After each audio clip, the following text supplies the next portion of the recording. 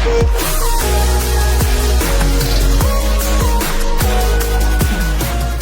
hər vaxtınız xeyir olsun. Bugünkü qonağımız Zibər xanım Eldorova, uzman ginekoloq. Xoş gəlmisiniz. Bugünkü dəvətimiz qəbul etdiyiniz üçün sizə minnətdarıq. Və istəyirsə siz özünüzü ətraf şəkildə təqdim edəsiniz. Xoş gördük. Mən də sizə təşəkkür etmək istəyirəm dəvətiniz üçün. Mən 2012-ci ildən bəri bu sahədəyəm, yəni ginekoloqlar fəaliyyət göstərirəm. Sonrasında isə 2018'de bir de Türkiye'de üzerine təhsilimi devam ettirdi və təkrar artıq 3 ildir ki, Bakıya dönmüşəm. Sağ olun. İstəyirsiniz vaxtımızı çox eləmədən, uzatmadan iş salına keçim. Çünki bu sahədə suallar çoxdur. Mənim ilk verəcəyim sual HPV deyim, yoxsa HPV deyim. Bunu həkimlərin Elə öz əlifbamızdan gəlin HPV deyək. HPV deyək. HPV nədir? Bu virusdur, qorxulu bir şeydir, yoxsa qorxmağa ehtiyac olmayan bir virusdur, xəstəlikdir. Ümumiyyətlə HPV nədir? HPV öncəliklə insan papilloma virusudur. Yəni bəli, həqiqətən bir virusdur. Qorxmalı bir şeydirmi? Nəzarət olunmalı bir şeydirsə daha düzgün olar. Çünki əslində 200-dən çox növü var HPV-nin. Bunların hamısı əslində çox təhlükəli növlər deyil, amma bir hissəsi xüsusilə cinsi yolla keçir və istər qadınlarda, istər kişilərdə ya ziyillərə səbəb olur, yəni bu ətxal dediyimiz tipdə dəri törəmələrinə. Bəziləri isə, xüsusilə 16 və 18 nömrəli tiplər, həmçinin başqa tiplər də var təbii ki.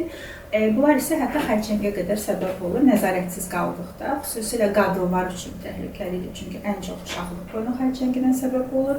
Eyni zamanda qırtlaq xərçənginə, yenə də kişilərin cinsiyyət orqanı xərçənginə də səbəb ola bilir.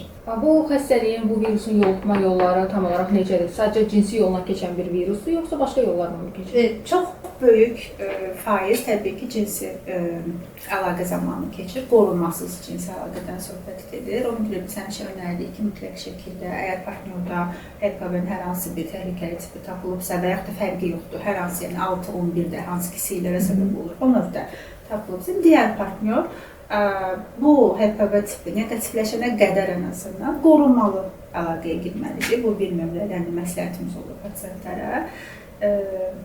Başqa necə hansı yollarla başqa çox az digər yollarla yoluxması ümumiyyətcə nadirdir. Bəzən deyirik ortaq istifadə etdiyimiz əşyalardan, hovuzdan və s. amma o çox aşağı bir ehtimaldır. Yəni 99% üzərində bu cinsi təmasla, dəri-dəri təmasla, yəni tam bir təmas olması şərt deyil. Sadəcə dəri-dəri təması belə yetir. Bəs HPV hamıda olurmu, yoxsa daşıyıcıda olurmu? Bəzən virus olur, insanın canımıza qrip. Biz bir var qrip oluruq, bir var immunitetlə qalib gəlirik. Biz onu daşıyıcı kimi öz bədənimizi satıb sonra buraxırıq. Təbii ki, bəzi şəxslərdə fərqi yoxdur, qadın və kişi. Ola bilər ki, HPV-nin bir çox tipi pozitiv olsun, ancaq zamanla onun immuniteti güclü olduğu üçün öz-özünə ona qalib gəlir, negativləşdirir və yaxud da ki, müsbət olsa belə illərlə onun vücudunda qalır və onda hər hansı bir xəstəliyə, xərçəngə və s. heç nəyə səbəb olmur. Ancaq müəyyən bir yerdə, deyək ki, paralel hər hansı bir xəstəliyə tutuldu, xroniki bir xəstəlik oldu, stres faktoru və s. yuxusuzluq, yəni normal rejimin pozulması və s. Yəni həyat keyfiyyəti aşağı düşən kimi, immunitet aşağı düşən kimi təbii ki, özünü bir yerdə göstərəcək. İstər daşıyıcı olaq, istərsə də ki, aktiv xəstə olsun, pasiyent fərqi yox. İstənilən halda, əgər pozitivdirsə HPV, onu digər şəxslərə ötürən bilir. Bəs bu HPV xərçəngdən əlavə SPID, DIS kimi xəstəliklər çevirə bilər, yoxsa? Çevirmir, amma genəldə deyək ki, bir şəxsdə HPV pozitivliyi varsa, təbii ki, digər infeksiyalarında pozitiv olma ihtimali var. Bu normal bir insan necə bilə bilər ki, bunda HPV var ya yox? Heç bir əlamət verməyə bilər uzun illər boyunca. Ümumiyyətcə, öncəliklə onu deyim ki, hər bir cinsel aktiv insan, yəni qadın və ya kişi, ömrünün hər hansı bir mərhələsində 80% ehtimalla yəni bu virusla qarşılaşır. Sadəcə bəziləri daha gənc yaşda immunitetinin daha güclü bir olduğu dönəmdə rastlaşır və qısa bir müddət sonra, deyək ki, bir neçə il sonra vücud özü HPV-ni təmizləyir. Və heç vaxt da xəbəri olmur ki, nə vaxtsa onda HPV pozitiv olub. Amma bu dönəmdə əlaqədə olduğu bəlkə başqa şəxslərə ötürür və onlarda isə bəlkə deyək ki, 15 il sonra xərçəngə qədər də səbəb ola bilər. Yəni tamamilə fərqli gedişatlı bir şeydir. Yəni hər vücudda, hər orqanizmdə fərqli şəkildə təsir göstərir. Bəs xüsusi olaraq bu virusun insan orqanizmində qalmağı nə qədər müddət əhatə edir? Və yaxud da ki, ümumiyyətlə olur ki, bir virus bir insanın ömründə, bir həyatında uzun bir illəri alır. Çox uzun bir müddət. Digərində isə olub keçir. Bu nədən bağlıdır? Dediyimiz kimi sadəcə genel olaraq ən çox həmin şəxsin orqanizmindən və immunitetindən asılıdır. Əlamətlərə gəlincə isə az öncə siz soruşdunuz, heç bir əlamət verməyə də bilər. Çünki qısa bəli, heç bir şəkildə bilməyə də bilərsiniz. Və yaxud da ki, qadınlarda, xüsusilə uşaqlıq boyunda müəyyən dərəcədə hüceyrə səviyyəsində displaziya başlayıbsa, dəyişikliklər başlayıbsa, onlarda bəzən əlaqə sonrasında qan axma verə bilər. Ən çox rast gəlinən əlamətdir, xüsusilə biz pasientlərdən həmişə gələndə soruşuruq ki, əlaqə sırasında hel olurmu ki, məsələn, istər ləkə şəklində qan gəlsin və s. Və yaxud da ki, tez-tez təkrarlayan müalicələrlə keçib və həmən qayıdan axıntılar, məsələn, bunlar da ola bilər. Bəzən zil şəklində, kondilom şəklində özünü göstərir. Əslində, bu növ daha təhlükəsizdir. Onlar xərçəngə çevrilmir, zil şəklində olanlar, yəni kondilomlar. Amma estetik olaraq xoş görsənmir, ona görə də çox vaxt pasientləri daha çox narahat edir. Amma ən azından daha tez özünü göstərir, yəni. Bir insan HPV-dirsə, mütləq şəkildə xərçəng ola biləcək deməkdir, yoxsa? Biz pasientlərə bəzən deyirik, məsələn, testləri alırıq, sonra cavabları deyirik ki, sizdə filan HPV tipi müsbətdir, filan şeylər olunmalıdır. Çünki tipə görə bu müalicə və müayinələrin xarakteri dəyişir də. Bəziləri oturur, ağlayır, sonra eşi gəlir, anası, atası, kimsə gəlir, bəs bizim qız xərçəngdir və s. Belə deyil. Yəni, HPV müsbət ola bilər, hətta ən təhlükəli HPV növüdən müsbət ola bilər pasientdə. Amma bu demək deyil ki, mütləq şəkildə, yəni bu xərçəngə səbəb olacaq. Xərçəngin əmələ gəlməsi üçün HPV-nin bədəndə uzun illər boyunca nəzarətsiz və müalicəsiz bir şəkildə qalması lazımdır. Yəni bir gündə ya da bir ildə, bir ayda bu xərçəngə çevrilir. HPV-nin neçə tipi var? Biz tiplərdən danışdıq. 200-dən çox tipi var. 200-dən çox. Bəli, 200-dən çox tipi var, amma onların içərisində ən çox, yəni daha da söhbətimizin başında dedim, ən çox uşaqlıq boyunlu xərçənginə səbəb olur. Ən yüksək risk 16 və 18-ci tiplərdədir. C-lərə səbəb olansa 6 və 11 nömrəli tiplərdir. Təbii ki, o da 31, 45 və s. də var, amma ona nisbətən orta risk daşıyırlar. Bəlkə bir şəxsin partnyoru ancaq həyat yoldaşıdırsa, bu zaman HPV yaranma ehtimalı var. Belə deyək də, biz az öncə dedik ki, HPV bədəndə çox uzun müddət qala bilir. Bəzən bizə pasientlər gəlir, deyir ki, məsələn, mən 2 ildir, 3 ildir, 4 ildir ailə qurmuşam, məndə niyə HPV pozitiv gəlib? Məsələn, yoldaşım məni aldadır bəlkə və s. Biz də onları izah edirik ki, hər zaman bu belə deyil. Digər infeksiyalardan, məsələn, xlamidiyadan, ureoplazmadan fərqli olaraq HPV çox uzun müddət, heç bir əlamət vermədən bədəndə qala bildiyi üçün bəlkə də onda bəlkə yoldaşı aldadır. 10 il, yox, bəlkə də 10 il öncə bir şeylər olub. 10 il öncə bu HPV virusu buna bulaşıb və bugün artıq deyək ki, qadın var, yəni yoldaşına yoluxdurduqdan sonra qadınlarda bəlkə bir tık daha çox çünki əlamət verə bilir və yaxud da ki, onlar daha düzənli müayinələrə gəlirlər və s. Yəni hər zaman bu o demək deyil. Çox uzun illər öncənin yəni söhbəti ola bilər, belə deyək. Alə daxil. Hə, bəli. Bəs bu HPV kişilərdə hansı sıxlıqla rastlanılır və özünü hansı yolla, hansı əlamətlərlə göstərir? Yenə də eyni şəkildə daha çox estetik olaraq kondilomlar şikayəti olur. Genəldə bizə yoldaşlarını gördüyümüz üçün. Bəli, amma bunlar genital bölgədə olan dəri xallarından gəlir. O da yəqin xalının şeyinə baxır da, ət xalı var, məsələn. Təbii ki, tipləri var. Biz kondilom olan xəstələrdə genəldə HPV testi də istəyirik. Onların bir çoxunda 6 və 11 hər hansı biri pozitiv gəlir. Kondilomları yandıraraq, yəni müalicə olunurlar, lazerlə və s. Amma təəssüf ki, tam negativləşənə qədər və immunitet tamamilə yüksələnə qədər onların təkrarlanma riski də yüksək olur. Bəs bu genital sığırlar nədir? Çox təhlükəlidir yoxsa? Yox, onlar xərçəngə çevrilmir. Digər 16 və 18-ə dediyik yüksək kanserogenlər. Bunlar isə sirə çevrilmir. Daha çox sadəcə kosmetik olaraq pasientləri narahat edir. Bəzən hədsiz dərəcədə çox sayda olur. Heç təsəvvür eləməyəcəyiniz qədər yəni. Həqiqətən ciddi şəkildə kosmetik sorun yaradır. Aydın, o qadınlarda və normal olaraq hər bir şeyə takıldığımız üçün Bəli, heç estetik xüsusilə olmayan həmin yarana müalicədə bilər. bəzən qaşınma hissi verir, yəni artıq normal sahə heç qalmır. Diskomfort yaradır. Təbii ki, diskomfort yaradır. HPV qadınlarda yalnız xərçəng yarada bilir, xərçəngi çevrilir genital bölgələrdə, cins orqanlarda, yoxsa kişilərdə də oxşar simptomlar yarana bilir? Bəli, kişilərdə də yenə də cinsiyyət orqanının xərçənginə səbəb ola bilir. Eyni zamanda qırtlaq xərçənginə, anal xərçəngə səbəb ola bilir. Yəni bütün tip cinsi əlaqələr zamanı belə deyək də HPV yoluxa bilir, bax belə deyək. Bəs HPV peyvəndi kimlər üçün vurulur? Vurulması mütləqdir. Yəni xəstəlik olsun olmasın. Təbii ki, zaten peyvənd nədir? Peyvənd profilaktikadır, müalicə Bəli. deyil. Yəni yoluxmadan öncə vurulması daha məntiqlidir. Ona görə də bir çox artıq inkişaf etmiş ölkələrdə 9 yaşdan 14 yaşa qədər və yaxud da 9 yaşdan 15 yaşa qədər belə deyək, cinsiyyət başlamadan 2 doza şəklində peyvənd vurulur. Ona görə də bu ölkələrdə həm HPV-nin rast gəlmə sıxlığı azalır, həm də uşaqlıq boyu xərçənginin statistikası düşür və buna bağlı ölümlərin statistikası düşür. Oldu olmadı bunu daha çox vururlar bu. Təbii ki, dediyim kimi peyvənd profilaktikadır. Peyvəndi biz zaten tutulmadan eləməliyik ki, ümumiyyətcə buna vücud yəni ki pozitivləşməsin də, yəni Bəs praktikada bu peyvəndi sırf bu xəstəliyə yaxalanmamış, yaxud məlumatlanmamış tez üstünə düşüb istifadə edən olurmu, yoxsa maariflənmə nə qədərdir bu? Maariflənmə əslində çox danışılır. Məncə bu son dönəm xüsusilə, amma ki, niyəsə görə hələ ki maariflənmə bəlkə də var, amma təcrübədə belə deyək də, icrada isə zəifdir. Yəni maraq göstərməli mənə elə gəlir bu mövzuda ki, ola bilər. Bizdə ümumiyyətcə peyvəndə qarşı niyəsə bir ön yarğı var. Bütün peyvəndlərə Onu qeyd etməzsə, bütün peyvəndlərə qarşı bizim ön ən yarğı çox da var. gəlirlər ki, bu peyvəndi vurduraram, sonra uşağım sonsuz olar, sonsuzluq yaradır və yaxud da ki, özləri üçün də eynisini düşünürlər.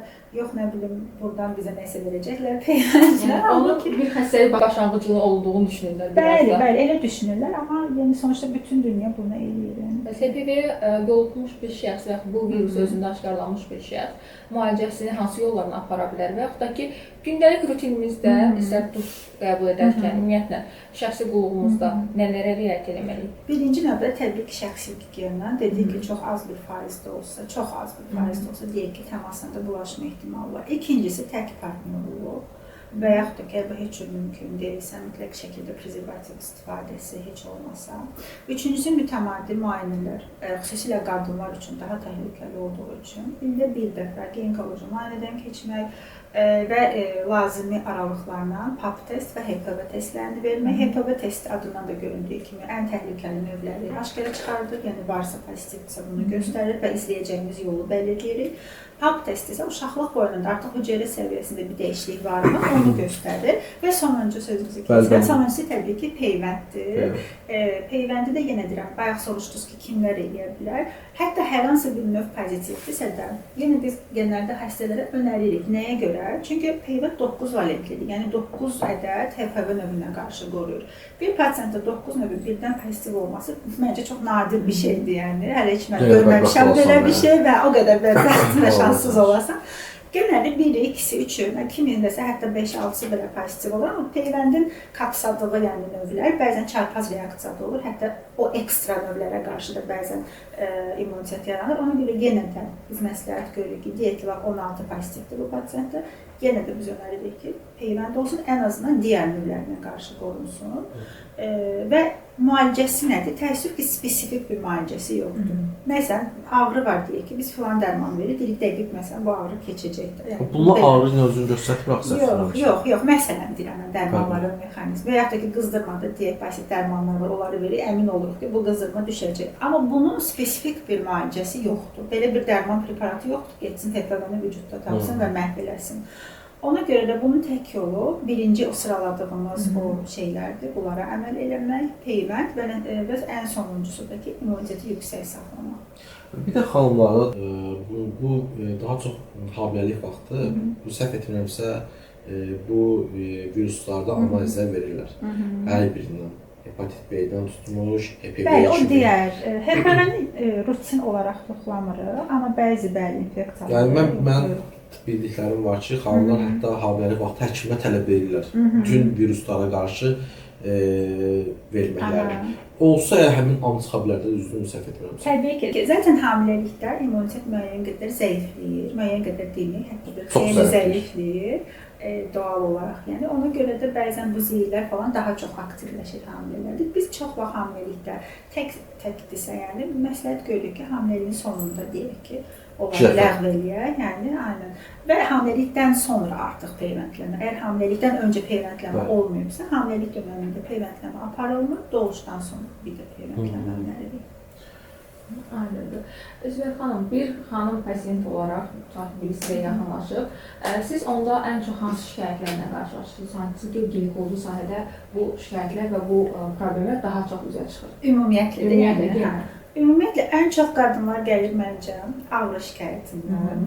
Birinci növbədə belim ağrıyır, qarnımın altında ağrılar var və s. ən birinci şikayət. İkinci menstrual düzənsizlikdir. Hansı ki, kimdəsə sürətli gecikmələr olur, kimdəsə tam tərsinə bir ay ərzində bir neçə dəfə reqli olurlar məsələn və yaxud da ki, işte olanda çox ağrılı olurlar, hər ay bizə təcili yardım gəlir şəklində, yəni belə deyənlər var. Üçüncüsü, düşünürəm, yenə sıralamıram bunları, ən çox olanlar ağlıma gəlir ki, infeksiyalar çox, bəlkə də hətta birinci yerdə infeksiyalar deyərdim, işte axıntılar sürətli və s. müalicə alıram, keçir təzədən hiddə qayıdır.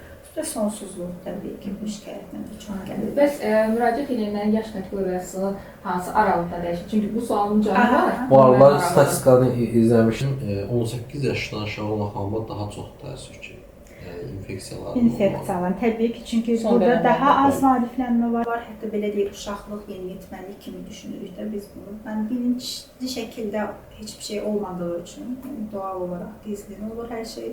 Bilinçli şəkildə deyil, zaten bilinçli olsa o yaşlarda bu şeylərə biz rastlamalıyıq. Yaş statistikası üçün açığı belə bir statistika çıxartmamışam öz fəsillərim arasında, amma düşünürəm ki, ən çox müraciət edən qadınlar təxmini 30-lu 40-lı yaşlarda olan xanımlardır. Ümumiyyətcə 50-60 yaşdan sonra niyəsə görə bizim qadınlar müayinəyə sanki gəlmirlər. Yəni belə necə deyim, pis bir şey kimi, ayıb bir şey kimi baxırlar gəlməyi. Halbuki bu yaşda daha çox onkoloji problemlər rast gəlir, daha çox sidik qaçırma sorunu olur, pasiyentlərin bütün həyat keyfiyyəti düşür. Və onlar elə bir mərhələdə gəlirlər ki, artıq onlara sıradan dərmanla və s. yəni ki, belə bir müalicə etmək mümkün deyil. Ya gecikmiş kanserlə gəlirlər və yaxud da ki, deyək ki, artıq sadəcə əməliyyatla bərpa edə biləcəyimiz sağlama şikayəti ilə yenə dediyim kimi sidik qaçırma şikayəti bu şəkildə gəlirlər. Yəni. HPV-dən başqa hansı viruslar var ki, onlar da bayaq adlarını çəkdim, siz biraz sıralayasınız, mən sırasız getdim. Onların müalicəsi varmı, yoxsa yoxdur? Təbii ki, ən çox gəlirlər, məsələn, ureoplazma ilə deyək ki, xlamidiya ilə, göbələk infeksiyalarla gələn olur, bakterial vaginos çox görürük, sıx görürük. Bunların xoşbəxtliklə hamısının müalicəsi var. Sadəcə olaraq müalicə dönəmində yenə də pasientlərə önərilir. Birinci növbədə qorumalı ilişki, tərk partnyorluq, yenə də paralel olaraq yenə də immuniteti yüksək tutmaq və müalicəni düzgün şəkildə, yəni təyin etdiyimiz şəkildə tamamlamaq. Onların hamısına təbii ki, var müalicəsi, amma belə bir şey var. Məsələn, deyək ki, qonoriyadır, xlamidiyadır. Bunlar açıqlamasını verməlisiniz, qonoriya, xlamidiya. İşte bunlar adları elə üstündədir, yəni elə adları. Təbii ki, hamısı latınca gedir, ayrı bir isimləri yoxdur, yəni. Bunların daha təhlükəli tərəfi odur ki, sadəcə deyək ki, vaginal axıntı, göynümə yanma şikayətləri bitmir. Müalicəsiz qalanda və yaxud da ki, yarımçıq və yanlış müalicə olunduqda bunlar çanağa doğru qalxır bu infeksiyalar və bu səfər uşaqlığa zədələyir, uşaqlıq borularını zədələyir. Xüsusilə dediyimiz kimi daha gənc yaşda olan pasiyentlər, hansılar ki, hələ ailə quracaqlar və yaxud da uşaq planlayacaqlar, onlarda sonsuzluq səbəbi ola bilir. Mən sizdən pasiyentlərinizin yaş aralığını ona görə soruşdum ki, indi bu sualı verəcəm sizə. Mən fikir vermişəm, ginekoloji sahədə ümumiyyətlə öz şəxsi gigiyenamızdan, cinsəllikdən danışanda biraz tabu yaranır və bundan danışmaqdan utanırıq. Hansı ki, bunu eyib kimi qəbul edir. Cəmiyyət olaraq, mentalitet olaraq biraz gizlin danışırıq. Sırf buna görədir ki, müəyyən dövrdən sonra, hansı ki, xanımlar oturuşmuşsa, stabil həyata keçəndən sonra, ailə qurandan sonra, qaynanası ilə, məsələn, ginekoloqa getmək artıq özgürlüyü azaldır. Uşaq üçün artıq buna normal baxırlar. Hətta daha az yaşlarda ginekoloqa gedən şəxslərə də biraz nə problemi var ginekoloqa gedilən üçün bax. Tabu yaranır. Düzdür, təbii ki, bəlkə də bilmirəm. biz çox danışırıq məsələn mənə gərək gənc xəstələr də az deyilsə, deyirəm yaşı daha az olan bəlkə 20 il, sadəcə müayinə üçün məsələn gəlirlər, soruşuram şikayətim yoxdur. Məsələn gördüm işte belə bir şeylər ola bilər. Gəldim yoxladım ən azından. Məsələn arada bir sıra bəlkə ağrım olur və s. Amma genel olaraq böyük bir problemləri yoxdur. Zaten müayinələrdə də bir şey çıxmır. Amma sadəcə kontrol üçün gəlir. Belə xəstəyə görə biz də təəccüblənirik təbii ki. Yəni biz də sadəcə diqqət edirik. Biz də biraz şaşırdıq. Amma belə pasientlər də var. Bəlkə əvvəlki illərə görə indi daha çox var. Yəni maariflənmə yaranır. Yəni faydası olur. Amma dediyiniz kimi tabu deyirik də biz problemləri danışmayanda problemlər öz-özünə yox olmur. Yəni təəssüf ki. Nə qədər gizlədikcə bir şey örtbas eləməyə çalışdıqca bu səfər yeni problemlər çıxır. Daha böyük problemlər, daha dərin, daha bəlkə xoşa gəlməz hallar meydana gəlir. Ona görə danışmaq, maarifləndirmək, zaten hər kəs öz yolunu seçir bir şəkildə. Amma ən azından bir seçim qoymalıyıq insanların qarşısına. Doğru olanı və olmayanı bilsinlər. Doğru olmayanı kim seçəcək, yəni kim o yolu bəyənirsə, ən azından doğru yolu da bilsinlər. Və tutan bəlkə kimisi öz ağlına gəlmir ki, tutan bu belə bir şey var, nə bilim, bunun belə fəsadları ola bilər, tutan ildə bir dəfə yoxlanmaq lazımdır və s. Bu şeyləri ən azından biz təklif eləməliyik, göstərməliyik. Artıq hansı yolu seçmək təbii ki, o insanın özünə qalır. Təəssüf ki, cəmiyyət olaraq utancaqlığımız var, hər şeyə qınayırıq. Bu qınama biz mutlu düşüb həddən artıq. İndi bəlkə də biz də qınayacaqlar ki, niyə bu mövzu ayıbdır, niyə? Amma bizim işimiz maarifləndirmək deyil, bizim işimiz savad qatmaqdır, dəyər qatmaqdır. Yəni insanları xəstəliyinin əgər öncədən qarşı salma imkanımız varsa, düşünürəm ki, bunu biz etməliyik. Elə buna görə də bugünkü qonağımız siz və xanım. Təşəkkür edirik gəldiyiniz üçün. Suallarımızı siz bezdirsiniz. Yox, çox maarifləndik, özümüz də öyrəndik. Sizdən biri olaraq həqiqətən də bizə maraqlı və digərlərinə maraqlı olan sualları sizə bildirdik, sizə çox ətraflı və çox aydın şəkildə bildirdiniz. Son olaraq izləyicilərimizə öz sahənizin peşəkarı kimi nə tövsiyə edirsiniz? Sırf bu mövzularla bağlı, yəni belə deyək ki, biz bugün nəyə toxunmuşuq, cinsi infeksiyalar olsun, ginekoloji müayinənin vacibliyi olsun, əhəmiyyəti olsun. Məncə birinci növbədə bunu deyək ki, qızlar işte bəlli bir yaşda redd olmağa başlayır və s. Bu haqda öncəliklə məncə anaların üzərindən düşür və yaxud da ki, qız uşağına kim baxırsa, işte nənəsi, xalası, bəzən təəssüf ki, anası baxa bilmir və s. Birinci növbədə ailədə maarifləndirmə başlamalıdır. Ən minimal şeylərdən, yəni ki, məhrəm, naməhrəm nədir deyək ki də, sənə toxuna bilməzlər və s. və yaxud da ki, bu yaşda belə bir şey başlayacaq, məsələn, düzənli bir anlatılmalıdır, necə olmalıdır. Düzdür, yaşı var. Reqlitmi? Bəli. Təbii ki, ortalama deyək ki, işte 11-14 yaş arasında gözlənilir. Təbii 1-2 il öncəsində və sonrasında da ola bilər. Gecikmə olanda da bəli, amma yenə də bir şəkildə anlatılmalıdır. İşte hər uşaq fərqlidir, hər uşağı ailəsi daha yaxşı bilərdi, yəni psixologiyası və buna uyğun şəkildə, onun qorxmayacağı bir şəkildə ən azından məlumatlı olmalıdırlar və bir də elə bir şərait yaratmaq lazımdır ki, ümumiyyətlə yeniyetməlikdə, uşaqlıqda uşaqlar problemlərini gedib kənardakı insanlarla deyil də evin içindəki insanlarla bölüşsünlər. Yəni dost ortamı birinci növbədə oradan başlamalıdır və bu şəkildə olanda mən düşünürəm ki, ən azından problemlərin bir hissəsinin qarşısına keçmək mümkün olar. Çox sağ olun. Xoş oldu sizinlə bugünkü podkastı dəyərləndirmək. Sizin şəxsi işlərinizdə, iş həyatınızda uğurlar. Təşəkkürlər. Çox sağ olun. Sağ olun. Sağ olun.